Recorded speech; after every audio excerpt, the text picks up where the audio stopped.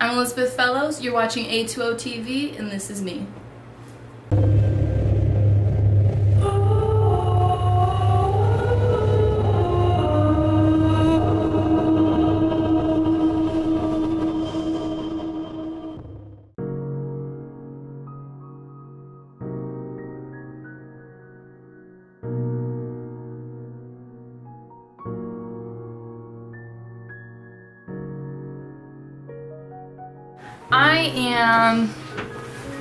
That's a tough question, honestly. I'm a bookworm. I love my Netflix series. I'm more on the ambivert side where I can be very selectively social and really enjoy my time out in public, but truthfully I'd rather be watching Netflix or just anywhere in my sweatpants at home. Anywhere but out. Yeah. You know what I'm saying? It's a real thing. I've gone through all my phases of fashion. I was a tomboy, and then I was like this emo goth, and then I went to this ambiguous phase. But really, I've just gotten older and decided I like dressing however I like. I'm kind of a chameleon, and I've made myself that way. So I guess that's really who I am. Just kind of a little bit of everything. So it is what it is.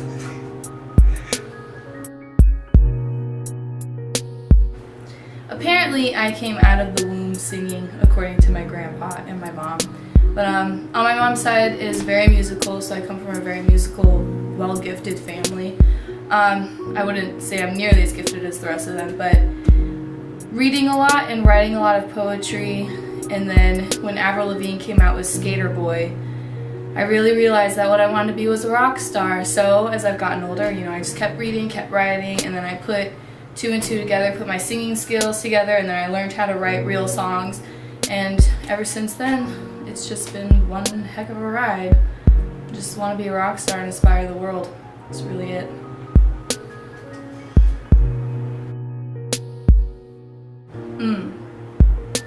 Well, I was always kind of bullied growing up, because I was the tall, kind of overweight, not super overweight, but the chubbier one, and all my friends were like really small, and I always kind of got picked on or was chosen last and was kind of looked over a lot. So I think me personally, I want to be a voice of hope for people who are going through that kind of a thing or who went through that kind of thing. I've also gone through some really absolutely horrible relationships, and they suck and they hurt, but I've come back stronger on the other side. So I think I really just want to inspire young men and young women to live their best life and to overcome their obstacles, and that it'll make them better in the long run, and that they've got the strength to do it. So.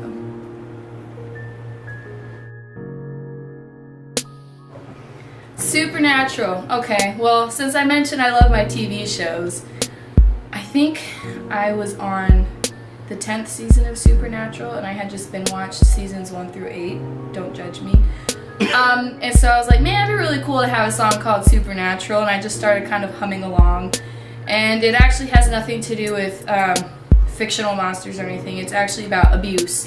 And it goes from the woman's point of view to the man's point of view, and kind of how the victim feels and how the abuser feels, because I've known too many women who have either been physically abused, sexually abused, emotionally abused, and so I decided to write a song called Supernatural about how to overcome that and what a typical story might look like, so that way people know that it's a thing that's really happening, because I think the worst thing you can do is kind of shush those subjects and not speak about them. So that was my inspiration for Supernatural, and I mean, it's kind of a really fun sounding song, but if you listen to the words, it's kind of sad, but it's a great one, in my opinion, Yeah. She's got bruises on her neck, tears in her eyes. She can't tell you what she's feeling inside.